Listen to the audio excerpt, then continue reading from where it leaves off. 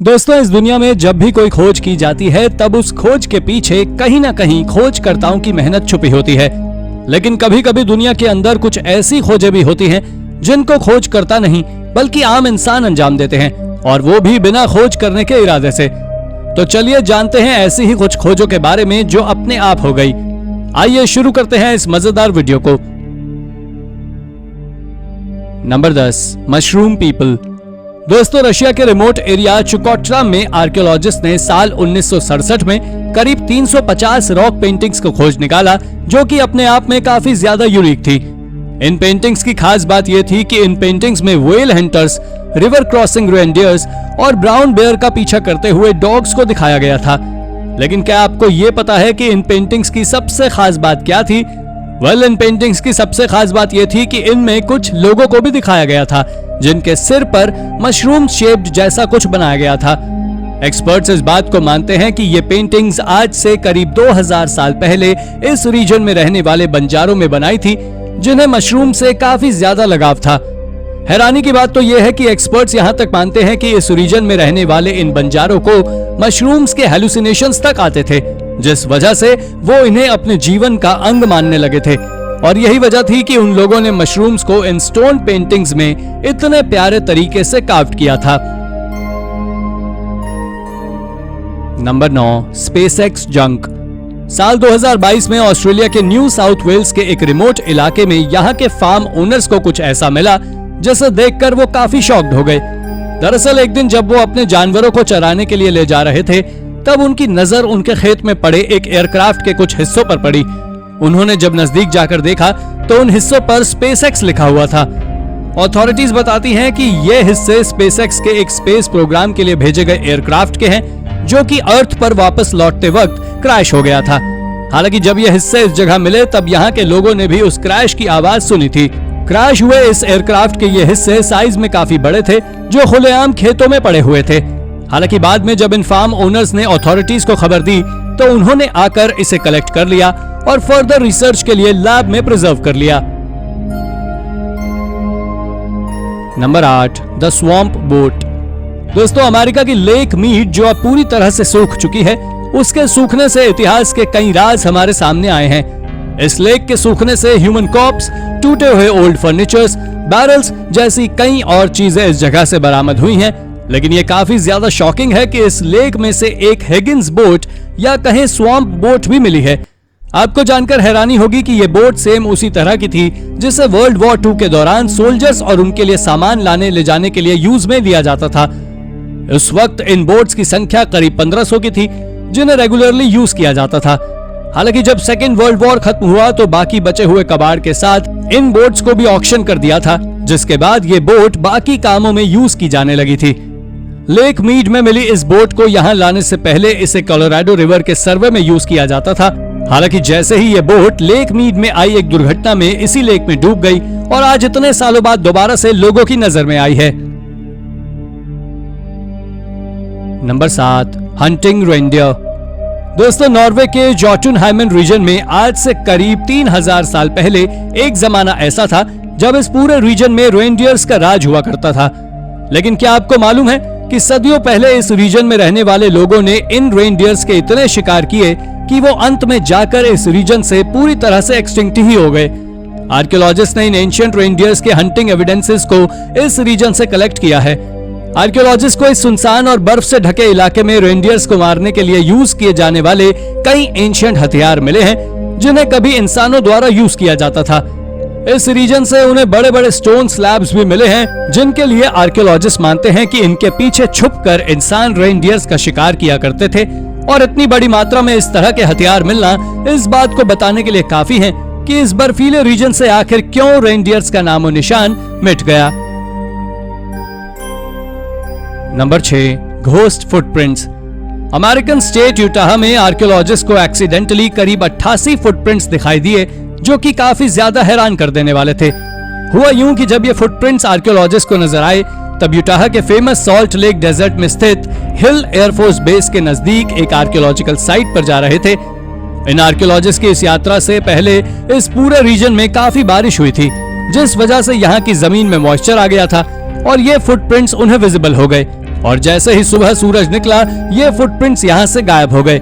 इस तरह के शॉकिंग फिनोमेनन को देखकर सारे आर्कियोलॉजिस्ट चौंक गए, लेकिन जब उन्होंने इस पर रिसर्च की तो उन्हें मालूम चला कि ये फुटप्रिंट्स यहाँ करीब 10,000 से लेकर 12,000 साल पहले से मौजूद हैं, जो कि तब नजर आते हैं जब जमीन में मॉइस्चर मौजूद हो। बहरहाल इन मिस्टीरियस फुटप्रिंट्स के ऊपर फर्दर रिसर्च करने पर मालूम पड़ा कि ये फुटप्रिंट्स इतने साल पहले के होने की वजह से उन लोगों के हो सकते हैं जिन्हें इस रीजन के फर्स्ट सेटलर्स के रूप में माना जाता है।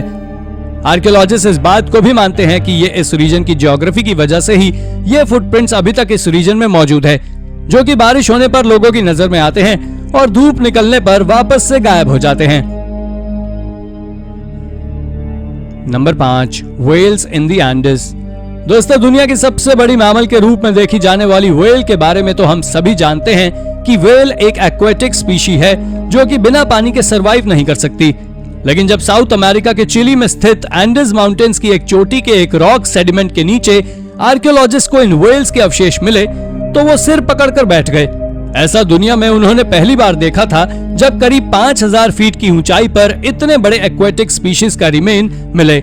हालांकि जब इस बारे में जियोलॉजिस्ट से बात की गई तो उन्होंने बताया कि आज से करीब 15 मिलियन साल पहले एक वायलेंट टेक्टोनिक एक्टिविटी से उत्पन्न हुई एनर्जी से एंडीज माउंटेन्स फॉर्म हुए थे, जो कि ओशन बेड से निकलकर जमीन के ऊपर आ गए थे। खैर, इन माउंटेन्स को बनाने में कई हजार सालों वक्त जरूर लगा था, लेकिन ये कंफर्म्ड है कि इन माउंटेन्स का निर्माण अर्थ के ओशन बेड के शिफ्ट होने से ही हुआ था।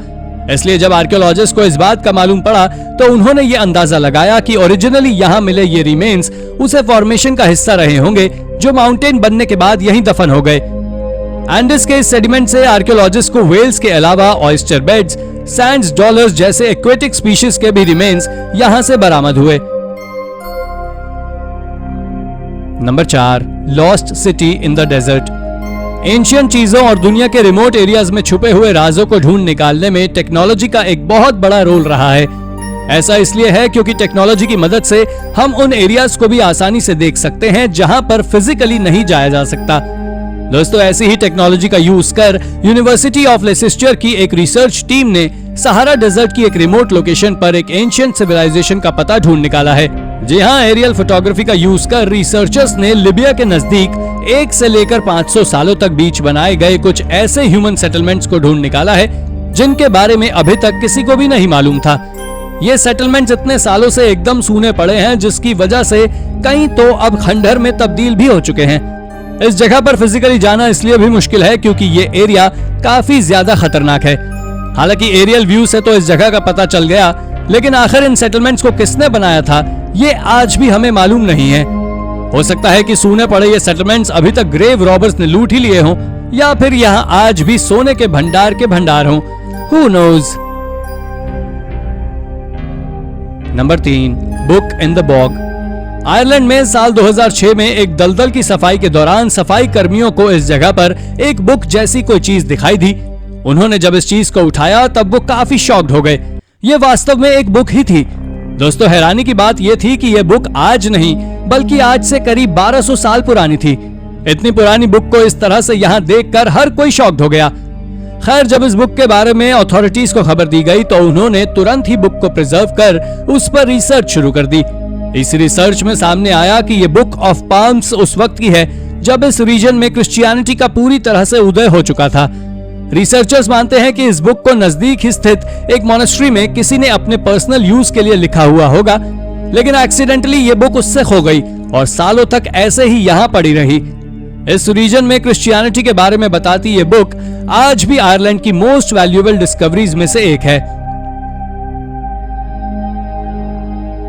Number 2, lost settlement beyond the world. एक टाइम पर वैसे तो रोमन्स ने पूरे यूरोप को ही अपने कब्जे में ले लिया था, जिसमें आज का ब्रिटेन भी शामिल था। लेकिन क्या आपको यह बात मालूम है कि नॉर्दर्न ब्रिटेन का कुछ हिस्सा ऐसा भी था जहां पर रोमन्स अपना राज कभी भी नहीं जमा पाए। कहते हैं कि आज के नॉर्दर्न ब्रिटेन में स्थित हेड्रियन वॉल, जिसका निर्माण रोमन एम्परर हेड्रियन के रेन के दौरान उसके दूसरी तरफ इंडिजिनियस पीपल्स का एक ऐसा कंसोलिडेटेड ग्रुप रहा करता था जिसने कभी भी रोमन्स को आगे नहीं आने दिया। यही कारण है कि हेड्रियन वॉल को रोमन एम्पायर के नॉर्दर्न बॉर्डर के रूप में भी देखा जाता है। इस फेमस वॉल के कुछ हिस्से आज करीब 1900 सालों बाद भी एग्जिस्टेंस में हैं। हालांकि नॉर्थ के इस रिमोट एरिया में आखिर कौन रहता था, इस बात का पता तो अभी तक नहीं चल पाया है। लेकिन यूनिवर्सिटी ऑफ एडिनबर्ग के रिसर्चर्स की एक टीम ने जब इस रिमोट एरिया में लिडार टेक्नोलॉजी द्वारा रिसर्च की तो उन्हें यहाँ पर करीब 134 ह्यूमन सेटलमेंट्स मिले जो उनकी ट्राइब्स को बिलोंग करते थे, जिन्होंने सालों तक रोमन्स को रोक रखा था। इतना ही नहीं, रिसर्चर्स ये भी बिलीव करते हैं कि इस जगह पर अभी करीब 700 सेटलमेंट्स और हो सकते हैं जिनकी तलाश यहाँ जारी है। Number 1, the oldest x fragment. दोस्तों 1990s में ऑस्ट्रेलिया के किम्बरली के रिमोट इलाके में हो रही एक खुदाई के दौरान खुदाई कर रहे मजदूरों को एक मिस्टीरियस स्टोन का टुकड़ा मिला जिसे उन्होंने अथॉरिटीज को सौंप दिया। पहले तो ये टुकड़ा बात ही सामान्य से लग रहा था, लेकिन जब रिसर्चर्स ने इस टुकड़े के ऊपर रिसर्च की तो उन्हें कुछ ऐसा पता चला जिससे उनकी आंखें फटी की फटी रह गई। दरअसल रिसर्च में मालूम पड़ा था कि ये टुकड़ा किसी कुल्हाड़ी का हिस्सा है जो आज से करीब 45,000 से लेकर 49,000 साल पुराना हो सकता है, यानी कि स्टोन एज का।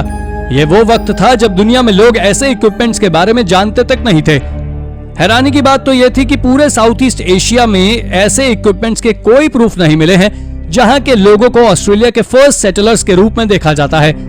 इसलिए आर्कियोलॉजिस्ट इस बात को मानते हैं कि ऑस्ट्रेलिया के ओरिजिनल सेटलर्स कोई और थे जो साउथ ईस्ट एशियंस के आने से काफी पहले इधर रहते थे, जिनके अंदर इनोवेशंस करने की इच्छा थी और इस इच्छा के फलस्वरूप किसी स्टोन एक्स को बनाया गया होगा जिसके हिस्से के रूप में ये टुकड़ा हमारे सामने आज आ पाया है। तो दोस्तों ये थी हमारी आज की वीडियो। कैसी लगी आपको हमारी ये वीडियो हमें कमेंट करके जरूर बताएं, और हाँ, जाते जाते इसे लाइक और चैनल को सब्सक्राइब जरूर कर दीजिएगा। Thank you for watching.